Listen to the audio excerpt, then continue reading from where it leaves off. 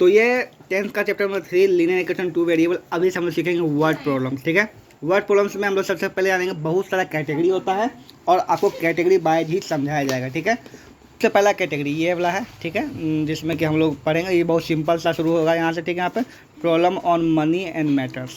ठीक है, यहाँ पर तो चलिए शुरू करते हैं।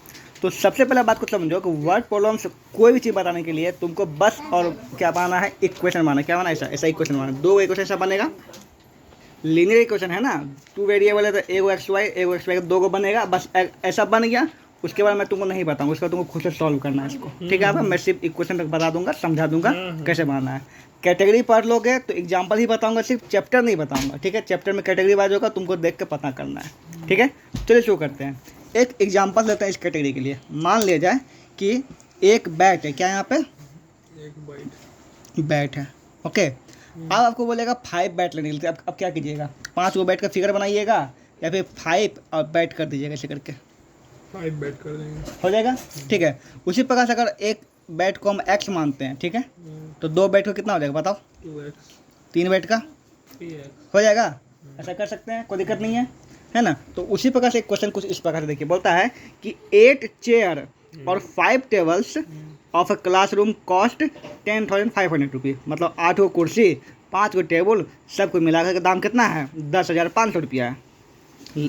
बाकी है ना, और दूसरा इक्वेशन है, इसमें 2 इक्वेशन रहेगा क्योंकि 2 वेरिएबल है तो 2 इक्वेशन रहेगा। ठीक है, देखो यहाँ पे 5 चेयर एंड 3 टेबल कॉस्ट इतना। ठीक है, find the cost of each chair and each table. ठीक है, तो हम लोग क्या करेंगे, लेट कर लेंगे cost of chair equal to x and table equal to y. ठीक है, अब देखो कितना चेयर था, 8 है, तो जैसे 8 बेड था, 5 बेड था, 5x लिखे नहीं, यहाँ पे 3x लिखे। उसी प्रकार से 8 चेयर कितना हो जाएगा कॉस्ट, 8x प्लस 5 टेबल है तो कितना हो जाएगा, 5x हो जाएगा, है ना।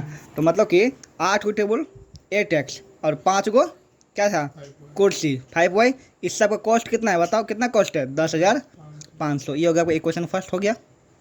चलिए दूसरा क्या बोलता है, 5 चेयर कितना बोला, 5 चेयर तो क्या हो जाएगा बताओ, 5x फिर प्लस कितना 3 टेबल। ये दोनों का रेट कॉस्ट कितना है बताओ, 6,450। बन गया 2 इक्वेशन। अब ये दोनों इक्वेशन बन गया तो क्या आप इस पर आंसर बना सकते हैं, सॉल्व कर सकते हैं।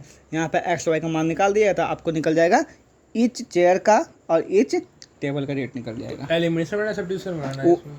तुम पे निर्भर करता है, जो माना उसको बनाओ। 10,500 है अगर। इसी टाइप का दूसरा क्वेश्चन इसी कैटेगरी बोलता है कि the coach of a cricket team, एक क्रिकेट टीम का कोच है, बाइज 7 बैट, कितना बैट करता है, 7 बैट 6 बॉल इतना रुपये में। ठीक है, बाकी फिर आगे 3 बैट और 5 बॉल इतना रुपये में। ठीक है, find the cost of each bat. आप तो समझिएगा कैसे बनाना है, बिल्कुल क्या हो जाएगा बताइए, 7x plus 6y equal to इतना, फिर यहाँ पे 3x plus 5y equal to इतना। इसमें क्या कीजिएगा, लेट कीजिए, क्या लेट कीजिएगा बताइए, लेट है ना, इसे एक लिख देता हूँ, let cost of each bat क्या हो जाएगा, ईच बैट x।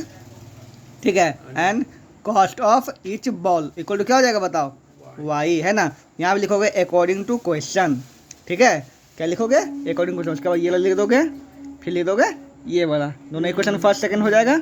बस इसको सॉल्व कर दोगे जिससे मेथड करना है। ठीक है, लास्ट में x और y का वैल्यू कुछ ना कुछ आएगा ना, तो लिख दोगे कॉस्ट ऑफ ईच बैट जो भी आया तुम्हारा x का मान, और cost of each ball equal to 100 जो भी तुम्हारा y का मान है वो जाएगा आंसर। ये लिखना, हाँ, अब जो मल्टीप्लाई कर करो, ईच का निकाला, ईच का ही तो माना ना, ईच कॉस्ट ईच का एगो का माना, तो x का जो वैल्यू है मल्टीप्लाई क्यों करना पड़ेगा, -7 का निकाल तो मल्टीप्लाई करना पड़ेगा। क्लियर हो गया यहाँ पे। अब यहाँ पर ये है कि जो तुम इसको एग्जाम में आता है तो तुमको अच्छा से लिखना पड़ेगा, प्रेजेंटेशन करना पड़ेगा। ठीक है, वही मैं बता रहा हूँ अभी को लिखना कैसे, let the cost of each bat be x. ठीक है, फिर नीचे तुम दे सकता है ना, and the cost of each ball equal to y, then ये है ना, एंड ये ऐसे दे दिए, इक्वेशन फर्स्ट लिख दिए, इक्वेशन सेकंड लिख दिए, है ना। फिर जो भी तुम्हारा होता है तरीका लिख करके लास्ट में इसे लिख दोगे। ठीक है, अब देखो सेम यही तरह से क्वेश्चन है कि 7 pens and 13 pencils together cost इतना, while 3 pens and 37 pencil together cost इतना। ठीक है, दिया हुआ 2 क्वेश्चन बन गया। अब हमको लगता है इस कैटेगरी क्वेश्चन तुम्हारा अच्छा क्लियर हो जाएगा, कोई दिक्कत नहीं। चलिए, इसी कैटेगरी में एक और क्वेश्चन होता है, इसको सब कैटेगरी बोल सकते हैं। इसमें क्या होता है, कोई एक चीज़ का वैल्यू तुम्हारा फिक्स रहेगा, क्या रहेगा, फिक्स। मैं समझाता हूँ कैसे बता रहा हूँ। इसी कैटेगरी का एक सब कैटेगरी क्वेश्चन क्या बोलता है कि a taxi charge in a city consist of fixed charge and the remaining depending upon the distance table in kilometre. समझो कि एक आदमी जो है ना, मैं समझा तो क्या बोला है कि एक आदमी पूरा परिवार के साथ गया घूमने के लिए, ठीक है, कहाँ गया घूमने के लिए, मान लो बेंगलोर गया, तो बेंगलोर जाने पर पता चला क्या, जो ट्रेवल एजेंसी है ना एक फिक्स चार्ज लेता है। क्या लेता है? फिक्स, इतना तो लेंगे ही। उसके बाद तुमको जितना दूर जाना है उसका पर किलोमीटर चार्ज लूँगा, एक फिक्स चार्ज लूँगा कुछ भी। मान लो बोला कि 10,000 रुपये फिक्स चार्ज है, आप यहाँ घूमने आए, क्या घूमने आए, आपको 10,000 लगेगा ये फिक्स चार्ज, ठीक है। उसके बाद आप जितना किलोमीटर चलिएगा वो आपको चार्ज लगेगा, ठीक है। तो इस प्रकार से कुछ इक्वेशन बनेगा, ठीक है। तो फिक्स चार्ज को आप हमेशा क्या मान सकते हैं? एक्स, ठीक है। और बाकी जो है जो भी चार्ज आपका लग रहा है डिस्टेंस, क्या लग रहा है? डिस्टेंस, उसको क्या मान लीजिएगा आप? वाई, ठीक है। अब मान ली 5 किलोमीटर चला तो 5y हो जाएगा, अगर 6 किलोमीटर चला तो 6y हो जाएगा, अगर 1000 किलोमीटर चला तो 1000y हो जाएगा, जो भी होगा ना। फिक्स चार्ज प्लस इतना वाई, हम जानते हैं जी। अगर 1y तो 1y, अगर 2 किलोमीटर चला 2y, 3 किलोमीटर चला 3y, जो इतना किलोमीटर चलेगा उतना y होगा, है ना। और इसका पूरा रेट तुमको दिया हुआ रहेगा, कुछ भी क्वेश्चन में ऐसे दिया रहेगा, तुम देखो समझाते हैं कि तो क्या बोलता है कि a taxi charge in a city consist of fix charge and remaining depending upon the distance travel in the kilometre. If a person travel 60 kilometre, कितना चलता है, और पे कितना किया? 960, ठीक है। कितना चला? 60 किलोमीटर, और पे कितना किया? 960, ध्यान रखना, ठीक है। तो डिस्टेंस दिया हुआ है, कितना पे किया बताओ? 60, और इतना पे किया, ठीक है। तो इस इक्वेशन को देखो, पहले तो फिक्स हो जाएगा, एक्स रुपया लगा होगा इसको फिक्स करके, ठीक है। और डिस्टेंस कितना चला बताओ? 60, कितना चला? 60y, 60y है ना। कुल कितना पे किया बताओ? कितना पे किया कुल मिला करके? 960। इक्वेशन फर्स्ट बन गया। इसी प्रकार से दूसरा बना, देखो, है ना। और है ना ट्रैवलिंग 80 किलोमीटर, जब 80 किलोमीटर चलता है तब कितना मिलता है उसको, कितना देना पड़ता है? वो 1260 है ना। तो फिर वही होगा, क्या होगा, पहले फिक्स चार्ज लगा होगा, प्लस कितना किलोमीटर चला बताओ? 80, तो कितना दिया बताओ? 1260। मतलब फिक्स चार्ज तो होगा, जो भी होगा पैसा, जो रुपया लगा होगा, ठीक। और उसके बाद कितना का 60 किलोमीटर चला 60y हो जाएगा, 80 किलोमीटर चला 80y चला, और कुल कितना पैसा दे वो लिखा हुआ है। अब ये 2 इक्वेशन बन गया, आराम से वो सॉल्व कर सकते हो, कोई दिक्कत। तो ये था उसका सब कैटेगरी में कि एक चीज़ का रेट फिक्स रहता है, क्या रहता है? फिक्स रहता है, ओके। तो यहाँ पे तो let the fix charge be x रुपये लिखोगे, ठीक है। फिर नीचे लोगे the other charge be y per kilometre, ठीक है। क्या अदर वाई कितना लग रहा है? 60। हाँ, इसको मान लेंगे कि वाई रुपया पड़ रहा है किलोमीटर का, ठीक है। यहाँ पर अब देखो, मान ले किसी चीज़ का रेट वाई है, ठीक है। तो 60 कितना रेट होगा? 60y। 80 कितना रेट होगा बताओ? 80y होगा, है ना। जितना भी रेट होगा वही हो जाएगा, तो वही लिखा, ठीक है। यहाँ पर तो ये फिक्स रेट हुआ और ये पर किलोमीटर का रेट हुआ, इस हिसाब से मान लिया यहाँ पर, ठीक है। उसके बाद जानवे का तो देन इतना इतना लिख दोगे जो भी कुछ है, उसके बाद सॉल्व कर दोगे, लास्ट में लिख दोगे फिक्स चार्ज। फिक्स चार्ज किसको मारे थे बता? एक्स को मारे थे ना। तो फिक्स चार्ज कितना हो जाएगा? 60 रुपया है, एक्स का मान तुम्हारा 60 है तो 60 हो गया। और रेट ऑफ पर किलोमीटर बोला निकालने के लिए पूछ रहा है, ही पे जितना, ठीक है। Find the fix charge and rate of पर किलोमीटर। रेट ऑफ पर किलोमीटर वाई है ना, तो वाई का मान कितना है? 15 रुपया, 15 है तो 15 हो जाएगा पर किलोमीटर। ये लिखना जरूरी है नीचे में अच्छा ढंग से। क्या इस तरह क्वेश्चन समझ में आया? अभी कोई कन्फ्यूजन है? नहीं है, चलिए आगे पढ़ते हैं। इसी प्रकार से क्वेश्चन है, बोलता है कि apart monthly hostel charges, apart मतलब होता है छोड़ करके, क्या होता है? छोड़ करके। तो मंथली हॉस्टल चार्जेस को छोड़ करके in a school is fixed and the remaining depend upon the number of days one has taken food in the mess. मतलब कि एक मंथली चार्ज है ये हॉस्टल का, इसके अलावा मंथली चार्ज क्या है? फिक्स है। क्या है? मंथली चार्ज क्या है? फिक्स है। बाकी जितना दिन में तुम मेस में खाना खाओगे उसको तुमको पैसा लगेगा। बाकी जो भी तुम पैसा यूज करोगे, मेस मतलब क्या होता है? जहाँ खाना बनता है वहाँ पर, ठीक है। क्या बोलता है? स्टूडेंट ए, स्टूडेंट का नाम है ए, ठीक है, इसमें लिया गया। Student A take food for 22 days, कितना दे लिया और पे कितना किया? कितना पे किया? तो सबसे पहले देखो स्कूल का एक फिक्स चार्ज है ना, x + 42। हाँ देखो, तो एक फिक्स चार्ज हो गया x, है ना। और कितना दिन का, कितना दिन या 22 दिन, 22 डेज हो जाएगा, 22y हो जाएगा। इक्वल टू कितना पे किया बताओ? 4250 रुपये पे किया। Clear? Same to same ditto है यहाँ पे, है ना। बी स्टूडेंट जो है वो कितना दिन खाना खाया? 28 दिन। कितना पे किया? इतना, है ना। तो पहले तो फिक्स प्राइस पे किया होगा हॉस्टल का, उसके बाद रेट हम ले लिए, कितना ले लिए? वाई ले लिए। कितना दिन? 28 दिन, 28y हो जाएगा। ये रेट है ईच डे का, मेस का खाना का, ठीक है। कुल कितना हुआ बताओ यहाँ पे? 5150। 5150। इक्वेशन फर्स्ट सेकंड बन गया। तो बहुत सिंपल, इसको ऐसे घटाओगे, ये खत्म हो जाएगा, उसका इसको सॉल्व कर दोगे, सिंपल निकल जाएगा, ओ एक्स माइनस तो है ना। ये क्वेश्चन एनसीईआरटी से लिया गया है, बोलता है the monthly incomes of A and B are in the ratio of 8 and 7। 8 ratio 7 मतलब ए का इनकम कितना है 8। 8x। और हम जानते हैं कि कभी भी कोई चीज रेशियो में हो उसको मानना हो, क्या मानते हैं हम लोग, एक्स में, ठीक है। यहाँ पर तो क्या हो जाएगा बताओ, इनकम कितना हो जाएगा, ए का इनकम कितना हो जाएगा बताओ 8x, और बी का कितना हो जाएगा बताओ 7y। चलो लिख देते हैं यहाँ पर, ठीक है।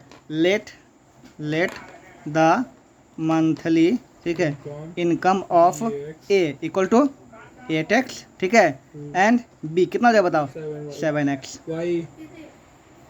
क्या हो जाएगा 7 है, दोनों की इनकम है ना, तो 8x और 7x। चलिए, एंड डियर एक्सपेंडिचर मतलब उसका खर्चे जो है कितना है बताओ 19y 16y। ठीक है, तो बताओ कि द लेट करो, ठीक, फिर लेट द एक्सपेंडेशन मतलब खर्च है ना ऑफ ए कितना हो जाएगा बताओ, कितना खर्च करता है 19y हो जाएगा, 19y मान लो, ठीक है। और एक्सपेंडेशन of B, expenditure of B कितना है बताओ 16y है, ठीक है। तो ए का इतना कमाता है, ए इतना खर्चा करता है, बी इतना कमाता है, बी इतना खर्चा करता है, ठीक है। चलिए, अब बोल क्या रहा है कि ईच सेव, दोनों जो है सेव कितना करता है 5000, ठीक है। तो बताओ जितना कमाएगा उसमें खर्चा को माइनस करेंगे तभी सेव होगा, है ना।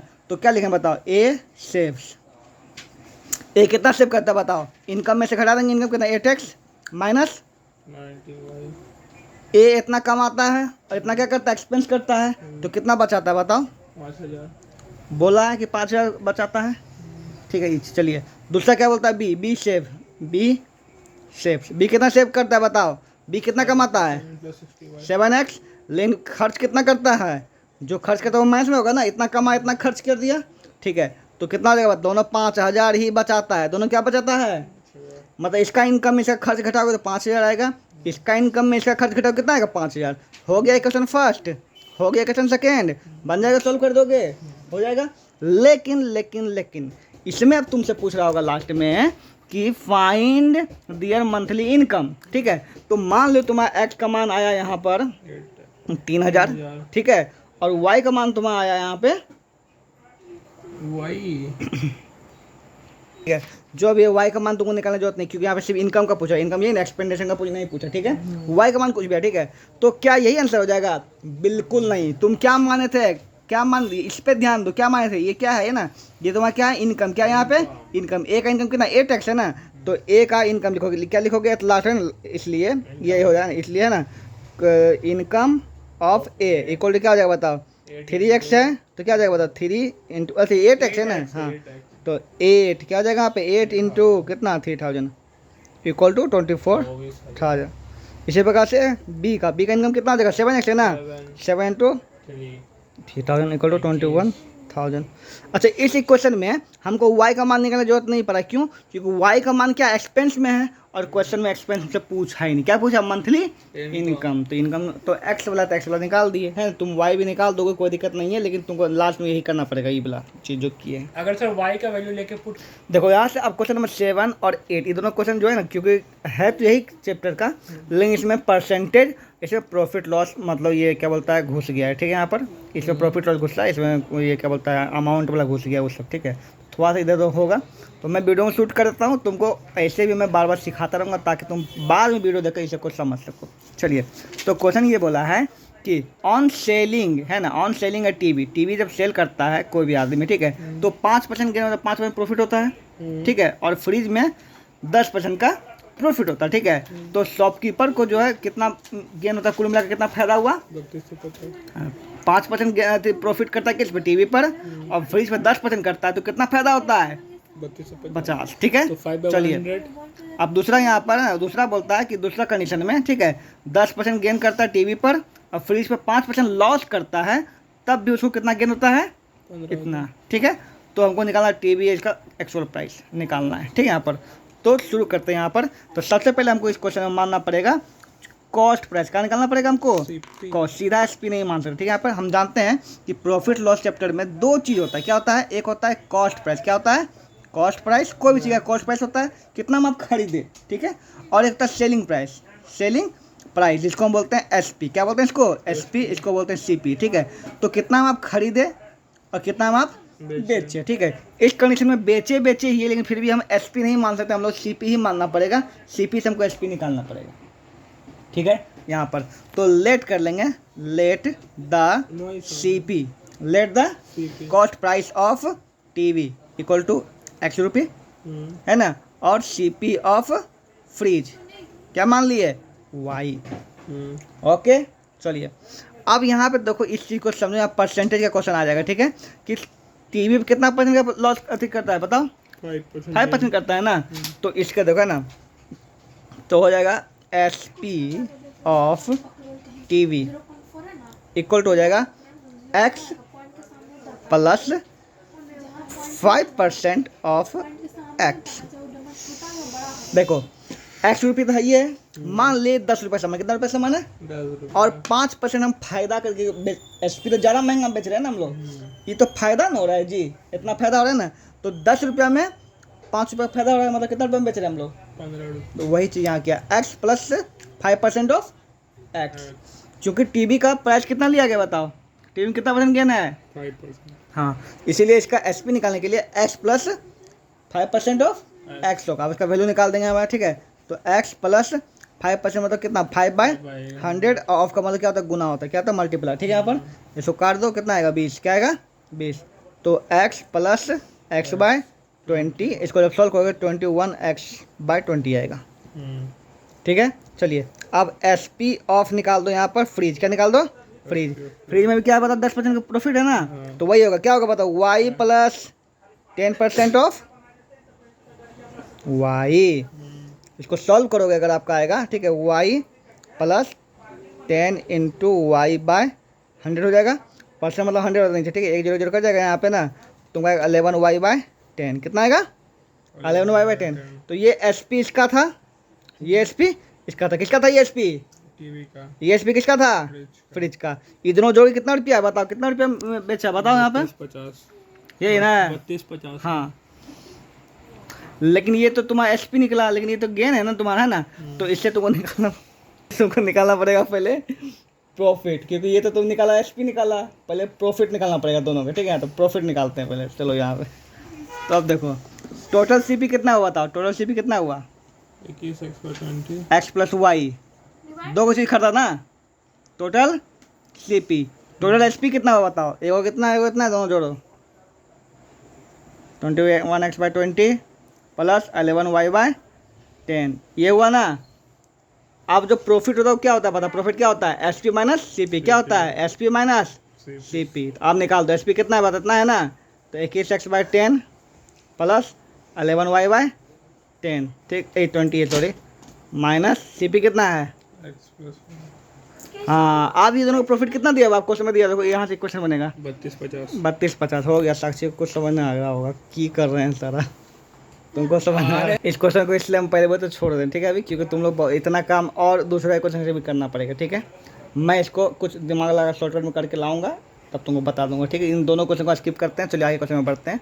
क्वेश्चन नंबर 8 भी छोड़ते हैं, 9 में पढ़ते हैं। चलिए 9 में कुछ बताते हैं। इस कैटेगरी का लास्ट क्वेश्चन है, पढ़ते हैं। क्या बोलता है कि ये भी क्वेश्चन थोड़ा सा हार्ड ही है। बोलता है each one of A and B. ठीक है, समझो, हम तुमको समझाते हैं हल्का भाषा में। ठीक है, देखो क्या क्वेश्चन है कि एक बंदा है ए, ठीक है, दूसरा बंदा है बी। ठीक है, चलिए तो क्या बोलता है?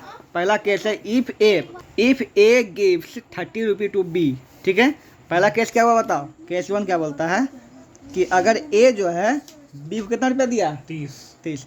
पहला क्वेश्चन ये है कि बोल रहा है कि each A and B have some money, मतलब ए और बी के पास कुछ पैसा, अभी नहीं पता कितना है। ठीक है, यहाँ पर ये बोलता है कि ए जो है बी को कितना रुपया दिया? 30 रुपया। ए कितना दिया बी को? 30 रुपया। Then B will have twice the left money with A, है ना। तो जब केस ये बोलता है कि जब ए जो है बी को कितना रुपया दिया? 30 रुपया दिया ना, तो क्या बोलता है कि ए बी को जब 30 रुपया, मान लो कि ए के पास x रुपये है, ये ए नाम का बंदा है, ठीक है, ये बी नाम का बंदा है, ठीक है, इसके पास x रुपये है, इसके पास y रुपये। मान लेंगे let money of A equal to x रुपये and money of B equal to y रुपये। ठीक है, आगे बोलता है पहला कंडीशन कि अगर, ठीक है, क्या बोलता है पहला केस? क्या बोलता है कि ए कितना दे दिया? 30। अब पहला केस में अगर ए 30 दे दिया तो ए के पास कितना बचा बताओ? X minus 30। बिल्कुल, लेफ्ट मनी ऑफ ए कितना हो जाएगा बताओ? एक्स माइनस 30, ठीक है। और लेफ्ट मनी ऑफ बी कितना हो जाएगा बताओ? Y plus 30। 30 ई 30 रुपये इसको दे दिया तो इसमें 30 रुपये कम हो गया, इसमें 30 रुपये क्या हो गया? बढ़ गया, ठीक ना। अब इसमें कंडीशन क्या बोला? अगर ये इसको इतना दे दिया ना, अगर ये 30 रुपये इसको दे दिया तो क्या होगा? वही क्वेश्चन बना, क्या होगा? तो क्या होगा बोल रहा है कि, है ना, then B will be twice the left money of A, है ना। बी जो है क्या होता है? ट्वाइस होता है। बी क्या होता है? दोगुना हो जाता है इससे, है ना। तो देखो पहले एक्स माइनस 30 लिखो और वाई प्लस 30 लिखो, ठीक है। तो ये दुगुना हो गया ना, तो इसमें 2 मल्टीप्लाई कर दो। यही कॉन्सेप्ट समझाता है, मतलब क्या बिल्कुल समझाते हैं, किसको दुगना पोटेंशियल? बिल्कुल समझाते हैं। देखो तुम बताओ कि मान ले तो है पापा को उम्र अभी है 50 ईयर, कितना ईयर है? 50 ईयर, ठीक है। अब तुम्हारा उम्र है 25 ईयर, अरे तुम ठीक है यहाँ पे। तो अब बताओ तुमसे भी ट्वाइस कौन है? क्या बोलेगे? Your father is twice.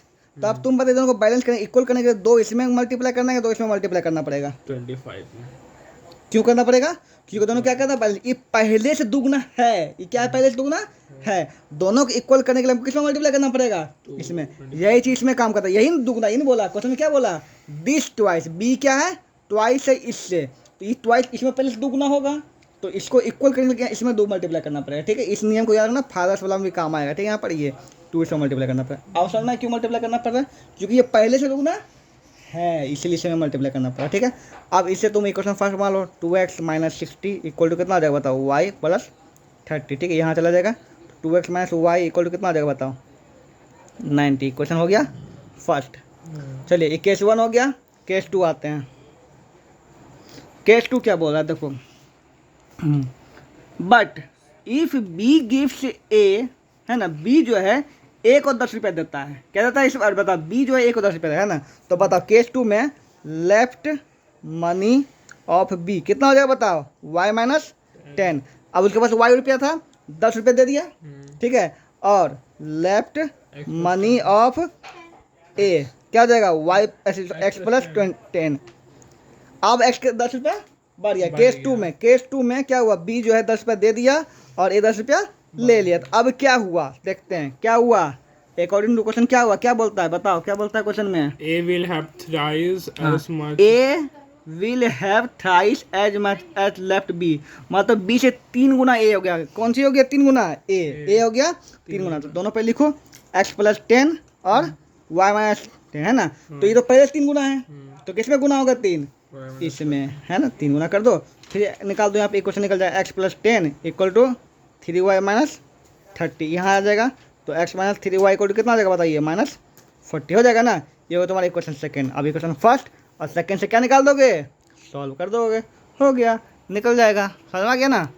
इससे तुम x का मान निकाल दोगे जो भी आएगा, y का मान, तो x का इसके पास कितना रुपया है, y के पास कितना रुपया, निकल जाएगा, हो गया। तो यहाँ पे टाइप 1 तुम्हारा क्वेश्चन खत्म होता है। टाइप 2 हम लोग बाद में पढ़ेंगे दूसरा वीडियो में।